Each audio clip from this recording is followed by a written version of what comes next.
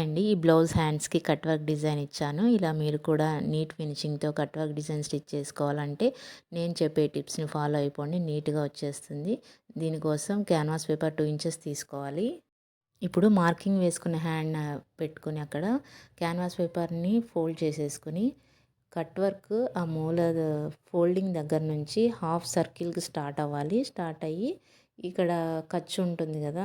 మనం ఖర్చు తీసుకుంటాం కదా జాయింట్ దగ్గరికి, అక్కడికి వచ్చేసరికి స్ట్రైట్‌గా ఇచ్చేయాలి. చూపిస్తున్నా చూడండి. ఆ విధంగా స్ట్రైట్‌గా వచ్చేస్తుంది కట్ వర్క్.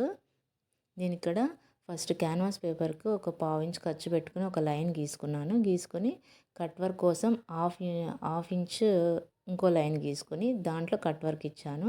ఇప్పుడు ఈ క్యాన్వాస్ని లైనింగ్కి అటాచ్ చేసుకోవాలి.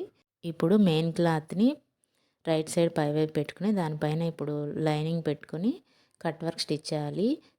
కుట్టు సన్న కుట్టు మీద పెట్టుకోవాలి, అంటే ఒకటి మీద పెట్టుకోవాలి. కట్ వర్క్ మూలల మీద సూది దించి నిదానంగా కట్ వర్క్ని టర్న్ చేస్తూ స్టిచ్ చేసుకోవాలి. దారం తెగకుండా మూలల మీద కట్ వర్క్ మొత్తము కచ్చాలు పెట్టుకోవాలి. పెట్టుకున్నాక టర్న్ చేసుకోవాలి. టర్న్ చేసేటప్పుడు ఫింగర్తో నీట్గా అలా అంటే వచ్చేస్తుంది. ఎక్కడైనా కట్ వర్క్ మూలలు కుచ్చిగా అనిపించినప్పుడు 2 హ్యాండ్స్తో ఇట్లా ట్విస్ట్ చేసి నీట్గా ఇంకా ఐరన్ చేసేసుకుంటే కట్ వర్క్ రెడీ.